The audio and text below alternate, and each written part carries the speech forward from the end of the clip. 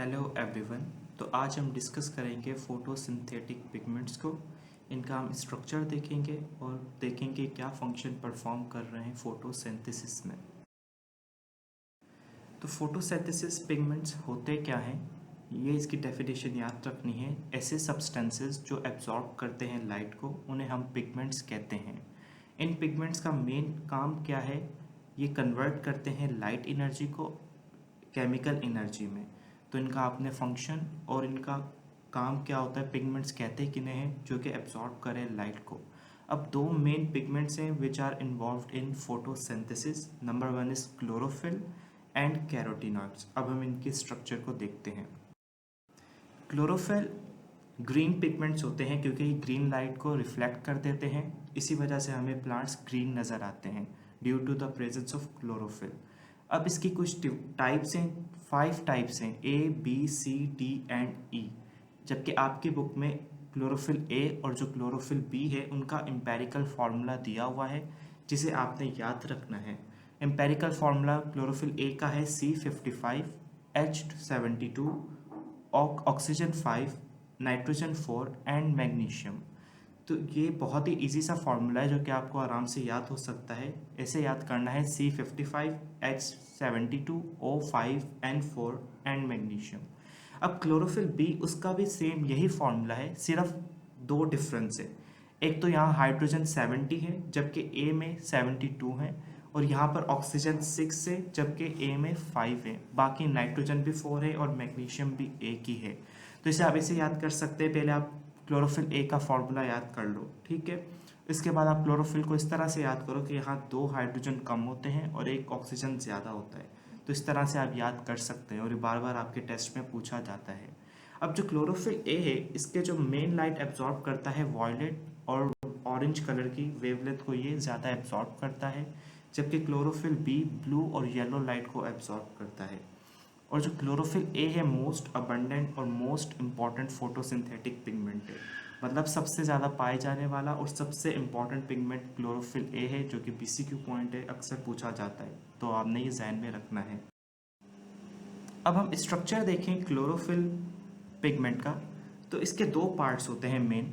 एक होता है हेड, ये ग्रीन कलर में, और एक है इसकी टेल। अब जो हेड है वो हाइड्रोफिलिक है, मीन्स वाटर लविंग, और जबकि टेल है ये हाइड्रोफोबिक होती है, एक हाइड्रोकार्बन की चेन है। अब हेड में 4 नाइट्रोजन कंटेनिंग पायरोल रिंग होती है, ये आप देख सकते हैं 1 2 3 4, मतलब 4 नाइट्रोजन कंटेनिंग पायरोल रिंग्स हैं जो कि एक दूसरे से कनेक्टेड हैं, सब मैग्नीशियम के साथ। मैग्नीशियम इन चारों पायरोल रिंग के साथ अटैच है। तो ये हेड है और इसका मेन काम क्या होता है, लाइट को एब्जॉर्ब करना। जो क्लोरोफिल मॉलिक्यूल्स लाइट एब्जॉर्ब कर रहे हैं वो किसका काम है, हेड पार्ट का काम है। जबकि जो टेल है ये एक हाइड्रोफोबिक है। दूसरी बात, ये हाइड्रोकार्बन्स की बनी हुई है और इस चेन को हम फाइटोल रिंग चेन कहते हैं। फाइटोल चेन का फॉर्मूला है C20 एंड H39, ठीक है। इस चेन को हम फाइटोल चेन कह रहे हैं और इसका जो मेन काम है, ये क्लोरोफिल पिगमेंट्स को अटैच करती है थाइलाकॉइड मेम्ब्रेन्स में। हमने पढ़ा है कि क्लोरोफिल प्रेजेंट होता है थाइलाकॉइड मेम्ब्रेन्स में। तो थाइलाकॉइड मेम्ब्रेन्स में जो अटैच करती है ये होती है टेल, जिसे हम फाइटोल चेन कहते हैं। और हेड का फंक्शन क्या है, लाइट को एब्जॉर्ब करना। अब स्ट्रक्चर देखें क्लोरोफिल का, तो 2 मेन पार्ट्स हैं। एक होता है हेड जो कि हाइड्रोफिलिक है और लाइट एब्जॉर्बिंग पार्ट है। इसमें 4 स्मॉल पायरोल रिंग्स होती हैं जो कि ज्वाइंट होती हैं by magnesium with nitrogen of porphyrin ring, मतलब मैग्नीशियम और नाइट्रोजन का बॉन्ड बना हुआ है, इस वजह से चारों रिंग्स मैग्नीशियम के साथ अटैच हैं। और एक टेल होती है which is hydrophobic hydrocarbon chain. अब long tail which attach to pyrrole ring, इसे फाइटोल कहते हैं। हम इस पूरे चेन को हम फाइटोल कह रहे हैं। इसका काम क्या है, ये एंकर करती है, ये क्या करती है, अटैच करती है क्लोरोफिल मॉलिक्यूल को with in the thylakoid membranes of chloroplast. अब ये बता रहा है कि जो क्लोरोफिल मॉलिक्यूल्स हैं ये मेनली एब्जॉर्ब करते हैं violet blue and orange red light को, जबकि ग्रीन, इंडिगो और येलो ये लीस्ट एब्जॉर्ब हैं बाय क्लोरोफिल्स। तो ये आपने बात याद रखनी है कि जो क्लोरोफिल है मेनली एब्जॉर्ब करता है वॉयलेट और ब्लू लाइट को, ऑरेंज एंड रेड को, जबकि ग्रीन, इंडिगो और येलो ये लीस्ट एब्जॉर्ब लाइट्स हैं बाय क्लोरोफिल। अब हम अपना सेकंड पिगमेंट देखें विच इज़ कैरोटीनॉइड्स। इनका कलर येलो भी हो सकता है, ऑरेंज, रेड और ब्राउन पिगमेंट्स होते हैं, जबकि क्लोरोफिल ग्रीन पिगमेंट्स होते हैं। अब ये एब्जॉर्ब करते हैं लाइट को इन ब्लू वायलेट रेंज। इनका एब्जॉर्प्शन स्पेक्ट्रम मतलब जिन वेवलेंथ्स को ज़्यादा एब्जॉर्ब करते हैं वो बिल्कुल डिफरेंट होती हैं क्लोरोफिल के एब्जॉर्प्शन स्पेक्ट्रम से। अब ये एक्सेसरी पिगमेंट्स हैं। इन्हें एक्सेसरी पिगमेंट्स क्यों कहा जा रहा है? क्योंकि इनका काम होता है लाइट एनर्जी को एब्जॉर्ब करना, फिर ये उसी एनर्जी को ट्रांसफ़र कर देते हैं towards the chlorophyll B molecules, और क्लोरोफिल बी से फाइनली क्लोरोफिल ए मॉलिक्यूल्स तक एनर्जी ट्रांसफ़र हो जाती है। तो क्लोरोफिल ए मॉलिक्यूल्स जब एनर्जी को ट्रांसफ़र करते हैं तो यहाँ से फिर इलेक्ट्रॉन ट्रांसपोर्ट चेन स्टार्ट होती है। तो कैरोटीनॉइड्स का सिर्फ फंक्शन क्या है? लाइट एनर्जी को एब्जॉर्ब करना और उसे ट्रांसफ़र कर देना क्लोरोफिल बी मॉलिक्यूल्स तक, और क्लोरोफिल बी मॉलिक्यूल्स भी ट्रांसफ़र कर देते हैं क्लोरोफिल ए तक, और क्लोरोफिल ए से फिर रिएक्शन स्टार्ट होता है फोटोसिंथेसिस का, जो कि है लाइट रिएक्शन। तो ये बात आपने जहन में रखनी है, इसलिए हम इन्हें एक्सेसरी पिगमेंट्स कहते हैं। अब ये क्लोरोफिल को प्रोटेक्ट करते हैं from high intensity of light, मतलब जो हाई इंटेंसिटी की लाइट होती है वो कैरोटीनॉइड्स एब्जॉर्ब खुद कर लेते हैं, क्लोरोफिल तक पहुंचने नहीं देते।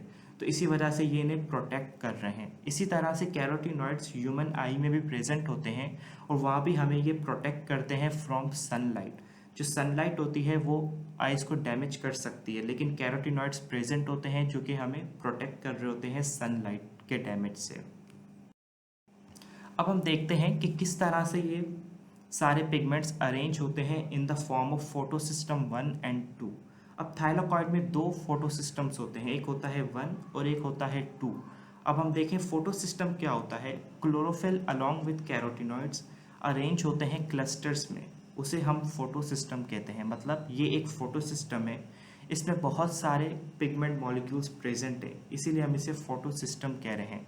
अब फोटोसिस्टम के दो मेन पार्ट होते हैं, एक होता है antenna complex which is peripheral part, मतलब जो साइड्स में मॉलिक्यूल्स हैं इसे हम एंटीना कॉम्प्लेक्स कह रहे हैं। इनका काम क्या होता है कि ये एनर्जी को एब्जॉर्ब करते हैं और उसे ट्रांसफ़र करते हैं रिएक्शन सेंटर में।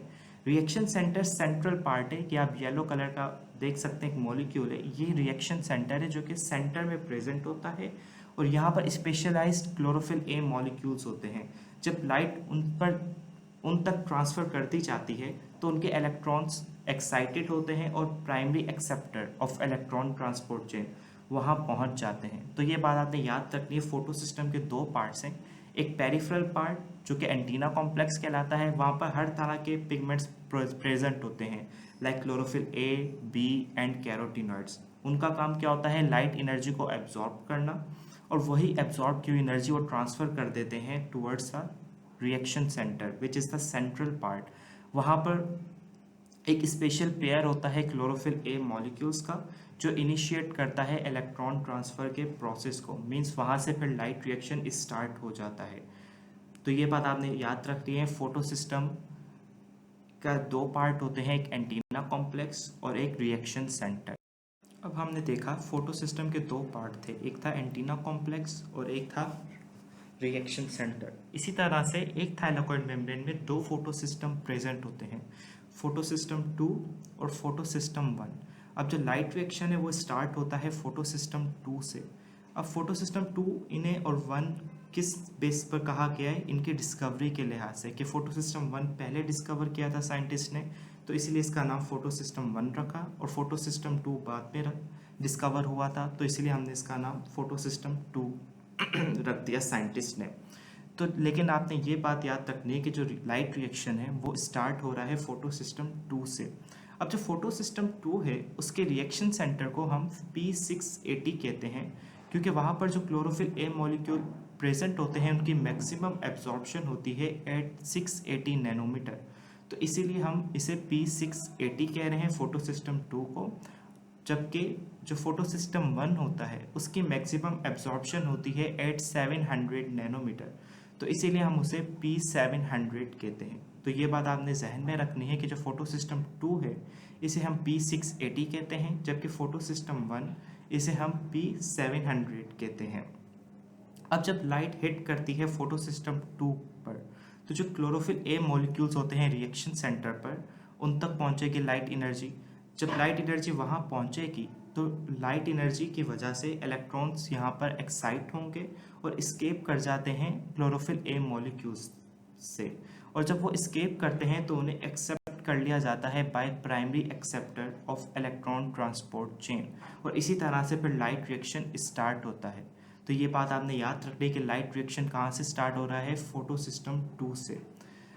जब लाइट एनर्जी रीच करती है क्लोरोफिल ए मॉलिक्यूल्स तक तो उसके इलेक्ट्रॉन्स एक्साइटेड हो जाते हैं ड्यू टू हाई एनर्जी, और फिर वो स्केप करते हैं और उन्हें एक्सेप्ट कर लिया जाता है by first molecule of electron transport chain.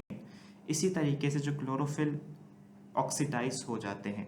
तो यहाँ पर हमारा आज का लेक्चर होता है कंप्लीट। अगर आपका कोई भी क्वेश्चन है तो आप कमेंट सेक्शन में पूछ सकते हैं। Thank you.